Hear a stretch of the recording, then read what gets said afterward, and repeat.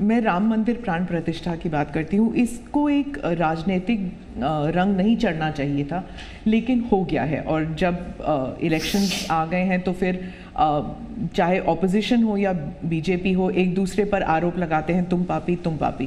कांग्रेस कहती है कि इसका राजनीतिकरण बीजेपी ने किया इसलिए वो पापी है। बीजेपी कहती है कि न्योता देने के बावजूद आप प्राण प्रतिष्ठा में आए नहीं इसलिए आप पापी हैं। तो इसे आप कैसे देखते हैं? पहली बात है कि इसका राजनीतिकरण किसने किया,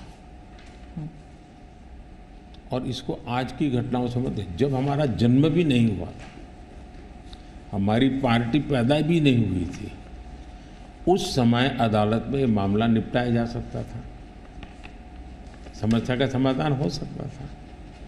भारत विभाजन हुआ तो विभाजन के समय ये तय कर सकते हैं चलो भाई इतनी इतनी चीज़ें ऐसा कर लो, वो नहीं किया गया। क्यों?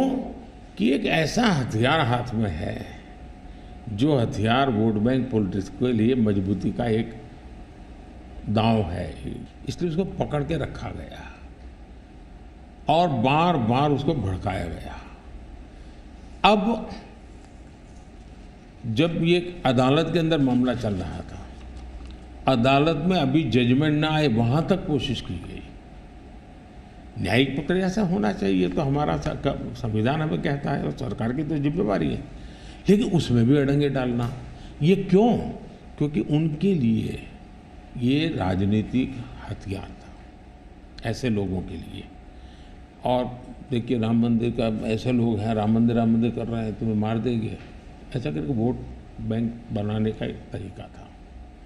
अब हुआ क्या, राम मंदिर बन गया तो उनके हाथ से वो मुद्दा ही चला गया। अब वो किसी को डरा नहीं पा रहे हैं कि राम मंदिर आ जाएगा, आ गया, कुछ नहीं हुआ, आग नहीं लगी कोई। दूसरा इनकी प्रकृति, आप सोमनाथ मंदिर से लेकर के अब तक की घटनाएं देखिए, वे भारत की मूलभूत आस्थाएं, भारत का मूलभूत जो पिंड है उसके प्रति नेगेटिविटी लेकर के ही देश में वो अपनी बात है। अब सोमनाथ मंदिर को क्या प्रॉब्लम था, सरदार पटेल थे, डॉक्टर राजेंद्र बाबू को जाना था, वहाँ तो न जनसंघ था, न भाजपा था, न आरएसएस थी, न कोई लड़ाई थी, लेकिन उन्होंने मना कर दिया जाने। वो जो नेहरू जी की जो चिट्ठी थी, हाँ, जो भी है।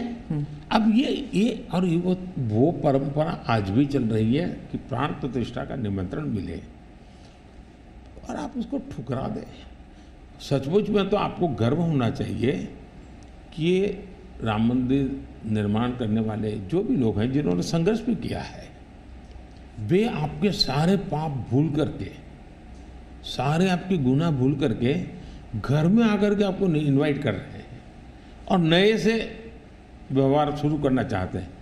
आप उसको भी उस पुराने मिजाज से ठुकरा दें, तब लगता है कि आपके लिए वोट बैंक एक बहुत बड़ी आपकी मजबूरी है।